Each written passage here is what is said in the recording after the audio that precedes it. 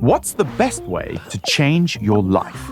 Whatever it is that you want to do, master a new skill, switch careers, learn a language. The most obvious way seems to be thinking big.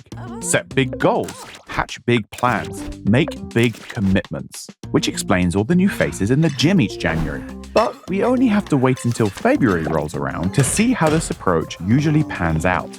So maybe we've got self-improvement backwards. What if the real path to change isn't about making big plans, but conducting tiny experiments?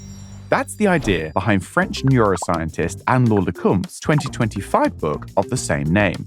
What makes her approach different from much of the usual self-help advice, though, is that it's inspired by science. Not just her expert knowledge of how the brain works, but the scientific method itself. Form a hypothesis, run a test, learn from it, repeat.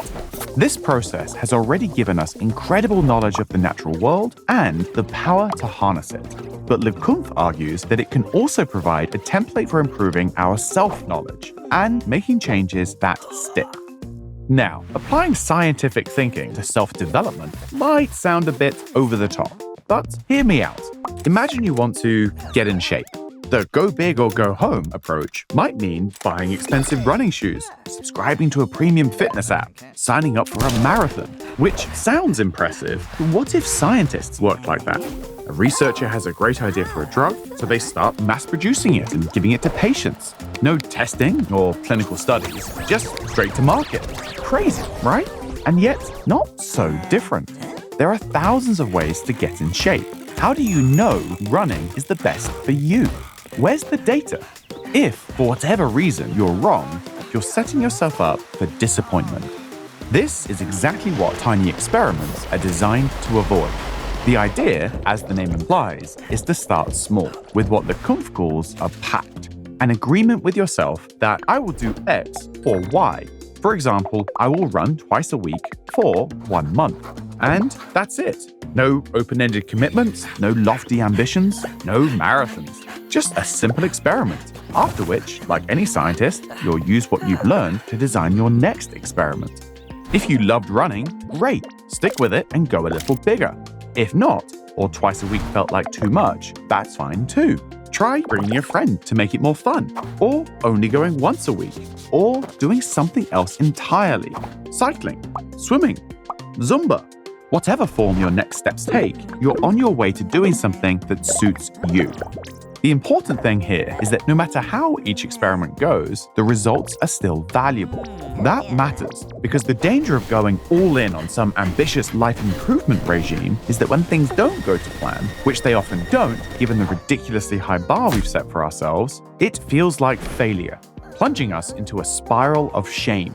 But in science, proving an idea wrong isn't failure, it's progress, ruling one idea out to move on to something more promising.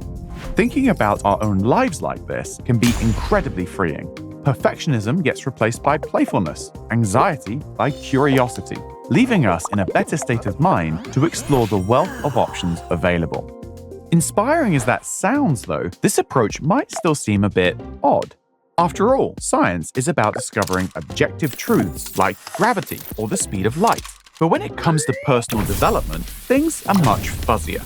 There's no correct hobby to start or best way to get fit. So how can we apply scientific methods to either when they're so subjective? Well, it's true that your life isn't a laboratory, but for all the talk of hypotheses and data, this isn't about finding an equation for happiness, just adopting a systematic approach to finding the best path for you, whether that involves salsa dancing or launching a side hustle. Ultimately, though, that's not just about how you reach your goals, it's also about what those goals are. The strength of the tiny experiments approach is to remind us that even the major life goals we think of as fixed destinations, the dream job, perfect relationship, or lifelong ambition, are really just hypotheses about what will make us happy. But like any hypothesis, they're worth putting to the test. And while the results may not be what we'd imagined, they could lead us somewhere even more exciting.